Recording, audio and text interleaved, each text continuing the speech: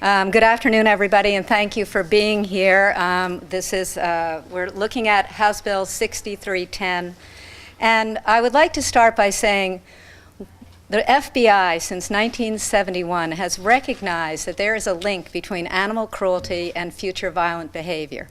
They do, in fact, use it to profile, and they first found it in mass murderers, read Ted Bundy, etc. When I came to the legislature in 2000, I asked for the records of animal cruelty cases in Connecticut and how they'd been adjudicated. And I asked them for 10 years back. Well, I was told we only had them 5 years back because the records were routinely purged. So at that point in time, I had asked that they be archived because as I said, the FBI agrees with me that these can be an early warning sign, and heaven knows that we are looking for early warning signs of future violence right now. If you look at the records, and I have them with me and you can access them, you will notice that almost always cases are either dismissed or nollied. Nollied means that if you don't do anything for a year, the case goes away. So there is no record. Or they are AR, accelerated rehabilitation. Again, there will be no record. I am flanked on these sides by pictures of Asa Palmer's 2 young cows who were basically maimed by somebody with a high-power scoped rifle. And he will be speaking to you about it in a few minutes. House Bill 6310 allows for an animal advocate in court so that when you see some egregious injury like this, we would be able to ask, and it's a may, it's not a shall, an animal advocate to appear in court to be sure that the extent of the injuries are made obvious to the judge. We're working on a public-private partnership so that it would not cost the state money, and I would tell you right now that our companion animals has already stepped up, Protector of Animals has stepped up, and Connecticut Votes for Animals has stepped up, and our own Department of Agriculture. So we are working to put together that kind of team so that when these egregious cases come forward, we could have an advocate in court. I would point you to the statistics, and you will see that they are very, very few that are taken to that level and not nollied or AR'd. And so in the beginning, there are not going to be very many, but the idea would be to take this seriously as a red flag for future violent behavior. And I would tell you that 80% of school shooters started with animal cruelty. If you remember the recent standoff in Alabama with Jimmy Lee Dykes, that was preceded by him beating a dog to death with a lead pipe. Emmanuel Tato, who's in Georgia, snapped his girlfriend's dog's neck and then beat her with the dog. I participate in a conference every year that commemorates the death of a beautiful young woman by her boyfriend. Before killing her, he took her teacup poodle several months before and slammed it into the wall, egregiously injuring the small dog. I am thrilled to be joined here today with legislators from animal advocacy.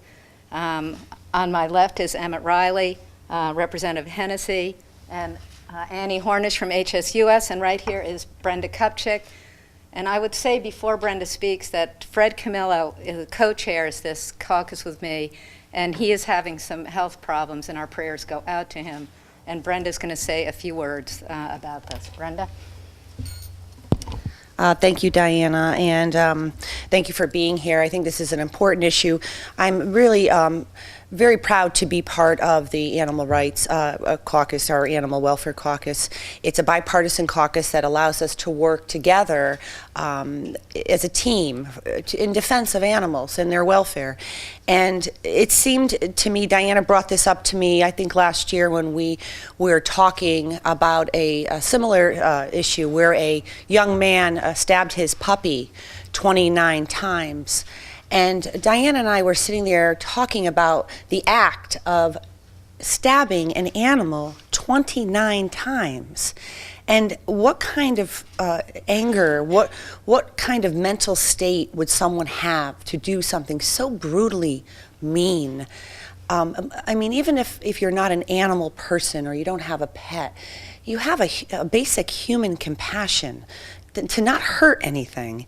And so we talked about the fact that the case was, again, not being taken seriously in the court. And we thought to ourselves that there's something wrong here. It's not being conveyed in a way that it should be conveyed to the judge, that this poor defenseless animal is just like a child. It can't speak, it can't defend itself, and it can't advocate for itself. And the judge seemed to just let it go. And we got together, a bunch of us, and wrote a letter and trying to point out the seriousness of such an abuse case on an animal. And the judge wasn't very pleased with our letter. And so we were just pointing out that the judge has certain tools in their toolbox that the legislature has provided them to take care of situations like this. And again, as Diana mentioned, that this is a precipice of violence against people. If you have a state of mind to stab an animal 29 times or shoot a defenseless calf or cow for no reason at all, that you are predisposed to commit violence against a human being, and it needs to be taken seriously. So I'm very glad to be here working on this, and I'm honored to be a part of the caucus and in recognizing this legislation. Thank you so much, Representative. Would other representatives like to say a few words before I get Asa? Oh, Representative Hennessy. I would just like to thank Representative Kupchak and Representative Urban for their leadership in this very important, unfortunate role that we have to play to protect animals and to protect people. It's unfortunate that we have to have this kind of a press conference. I'm sorry to be here, that we have to be here, but I thank these fine legislators for their leadership. Thank you, Jack. And I'd now like to introduce Asa Palmer. He's a young farmer. He's a senior at Wheeler. And I've said this before, and I'll say it again. He is everything that we want our young people to be. He wants to take over his family farm, and heaven knows that that's not an easy row to hoe. And if you look at the pictures that we have up here, these were taken by the police when the Asa brought the cows back to his farm, because they're on a field along Route 49. Everybody knows them. They come up to the fence to greet you. And this is what he was faced with when he went, I believe, Asa, to feed them.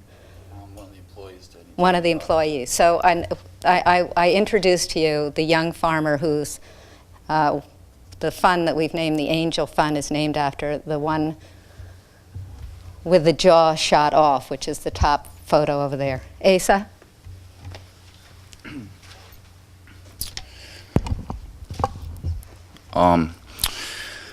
What happened to me isn't anything new, I'm sure. It's not very common, but it's happened before. I know one farmer in Rhode Island who it happened to a number of years ago.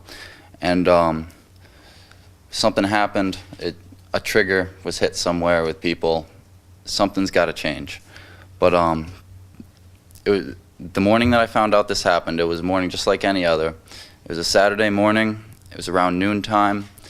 And one of the employees came back to the farm and said, I think something happened, you know, like the first thing that came to mind was not a gunshot, because I mean, that's just, it's unheard of, it really is. And so I went over and checked out the animals, and I remember I spent an hour or so just walking around looking for tracks, you know, looking for animals. I thought it was a bear or something at first, you know, like I had no clue. And then I took a closer look at one of them, not the one that had to be euthanized, but I looked at the other one, and there was a hole in its ear, and I was like, this might have been a bullet. My father and I went over to the neighbor's house, and he said that that night he had heard 5 shots. And that's when we knew that it was a shooting. So my father contacted the police. I got the cattle trailer, and I brought the 2 heifers back to the farm, and when the policeman came down, when he went to take pictures, it was so disturbing. He couldn't. He had to give the phone to one of the guys on the farm, and he went and took the pictures. But I knew then, something had to be done. This couldn't just be swept under the rug. I needed to find out who did this. And so I talked around. It's a small town. I found out who the alleged shooters were, and I told the officer everything that I knew, and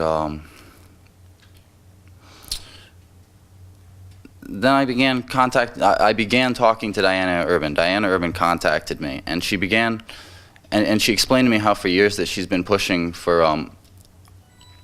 a connection between animal violence and violence against humans.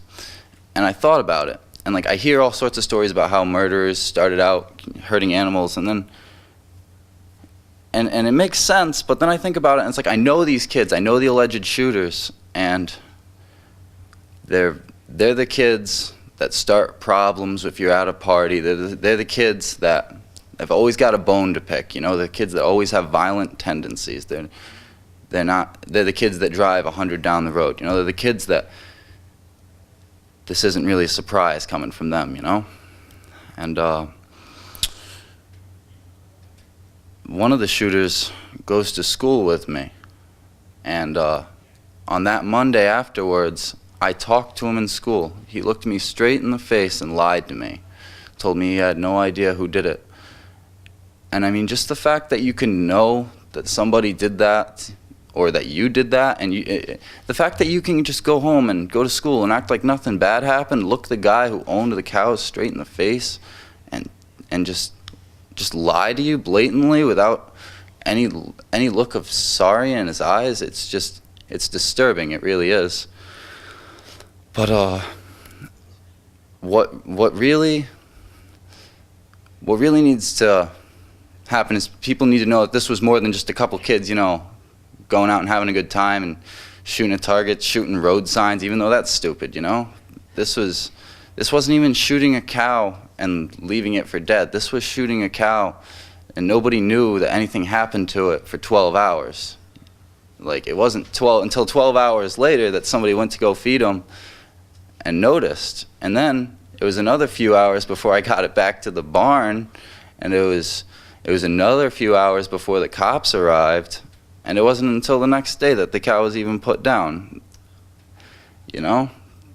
So it's more than just the act.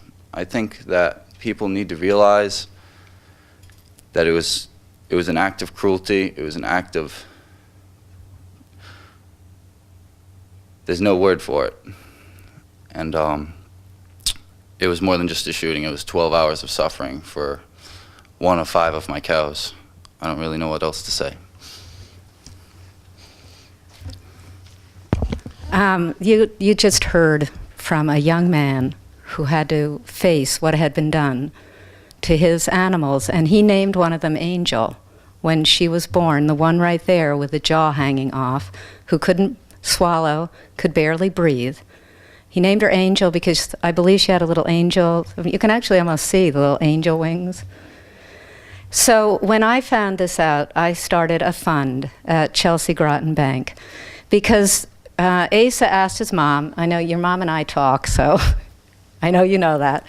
And Asa had said, what am I supposed to do now?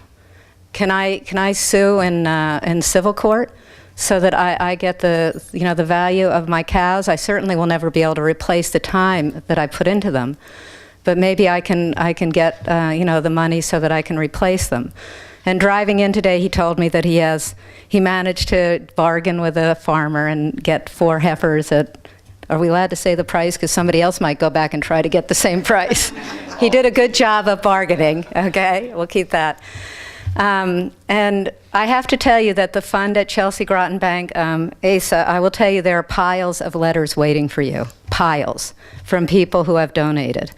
We have gotten calls from all over New England. People have said, that's it, I've had enough, tell me where to donate and tell me where to send a letter. So I know you don't know how much is in the fund, and we're keeping the fund open, but I would like you to know, Asa, that I talked with Chelsea Groton this morning, and there is $11,099 in the fund. Jeez. I thought we should end, on like a happy note for Asa. Yeah, you're going to start your own herd, honey. You're ready to go. And he's going to college in New York at an ag program, and he will be taking this and bringing it back to our community, and we will have the Palmer farm continue. So, with the best of your community and people surrounding your community, Asa, they want you to know that we care.